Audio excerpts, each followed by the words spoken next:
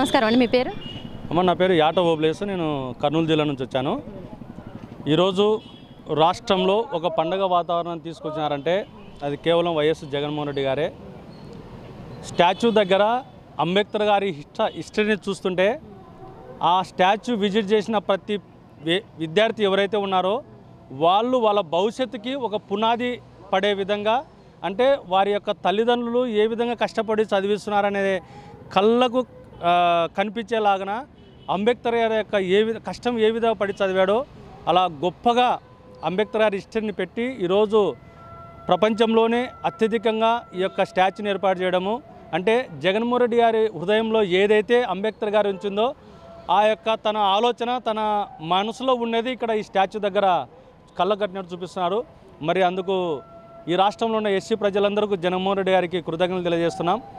ఎందుకంటే ఏదైతే డాక్టర్ బాబాసాహెబ్ అంబేద్కర్ గారు విద్యకు దూరమయ్యి ఎంతో కష్టపడి అనేక యూనివర్సిటీల్లో చదివి ఈరోజు భారతదేశానికి ఒక రాజ్యాంగాన్ని సమర్పించాడో, గ్రామీణ ప్రాంతాల్లో పేద విద్యార్థులు కూడా వాళ్ళ తల్లిదండ్రులు కూలీనాలు చేసుకొని చదివించలేక విద్యకు దూరం అవుతున్నారని గ్రహించి జగన్మోహన్ రెడ్డి గారు పేద బడుగు బలహీన వర్గాల కోసము గ్రామీణ ప్రాంతాల్లో ప్రతి విద్యార్థి కోసం ఇంగ్లీష్ ఎడ్యుకేషన్ తీసుకొచ్చి వారి కుటుంబాల్లో వెలుగు నింపే విధంగా అనేక సంక్షేమ పథకాలు వారి కుటుంబాలకు దగ్గర తీసుకొచ్చి కృషి చేసేందుకు ధన్యవాదాలు తెలియజేసుకుంటున్నాను. మరి ఇది ఒక సామాజిక వర్గం ఓట్ల కోసమే ఈ విగ్రహాన్ని ఇంత పెద్ద స్థాయిలో నిర్మించారని కూడా ప్రతిపక్షాలు కానీ మిగతా వాళ్ళు కానీ అంటున్నారు కదండి.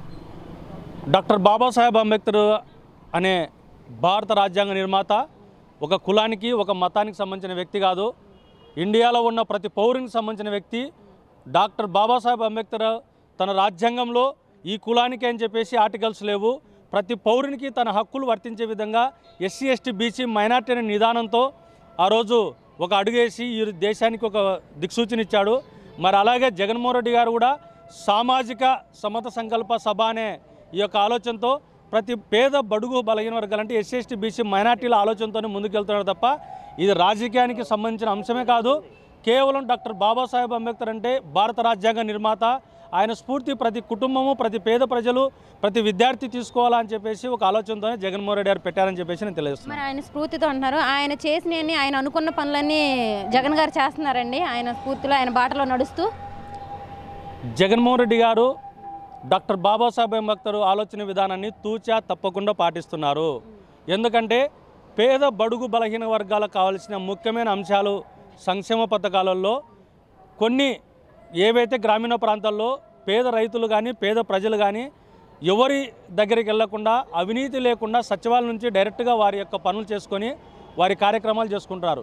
గత ప్రభుత్వాలను చూసుకున్నట్టుగా ఈ ప్రభుత్వం చూసుకున్నట్టయితే చాలా వ్యత్యాసం ఉంది. ఎడ్యుకేషన్ ఈ రాష్ట్రంలో ప్రతి పేద విద్యార్థికి కావాల్సింది ఎడ్యుకేషన్. అది ప్రతి కుటుంబంలో ఉన్న ప్రతి విద్యార్థికి దగ్గర అయ్యేలా ఇంగ్లీష్ ఎడ్యుకేషన్ తీసుకొచ్చాడు. ప్రతి పేదవాడికి కావాల్సింది అనారోగ్యంగా ఉన్నప్పుడు చేత తీర్చే హాస్పిటల్స్. అలాంటి హాస్పిటల్లో ప్రతి పేదవానికి కార్పొరేట్ హాస్పిటల్లో కూడా ట్రీట్మెంట్ తీసుకునే విధంగా అవకాశం కల్పించాడు.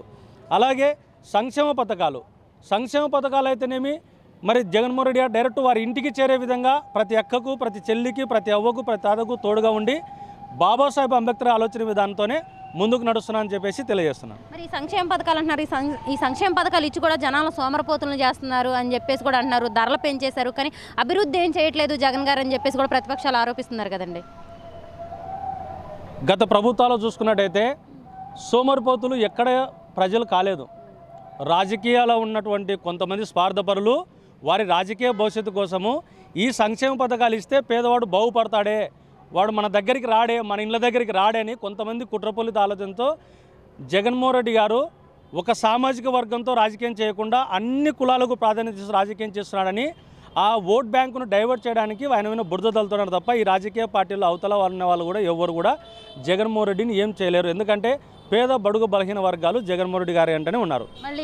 మరి పేద బడుగు బలహీన వర్గాలకి మేలు జరిగిందంటే అది కేవలం టీడీపీ ప్రభుత్వంలోనే అని చెప్పేసి కూడా ప్రతిపక్షాలు అంటున్నాయి కదండి. ఎస్సీ ఎస్టీ మైనార్టీ వర్గాలందరికీ మేలు జరిగిందంటే అది టీడీపీ ప్రభుత్వమే అని అంటున్నారు కదండి. ఇప్పుడు ప్రజలు చెప్పాలి, రాజకీయ పార్టీలు చెప్పకూడదు. రాజకీయ పార్టీలు వాళ్ళ ఆలోచన ప్రకారం వాళ్ళ పార్టీ గురించి చెప్పుకుంటారు.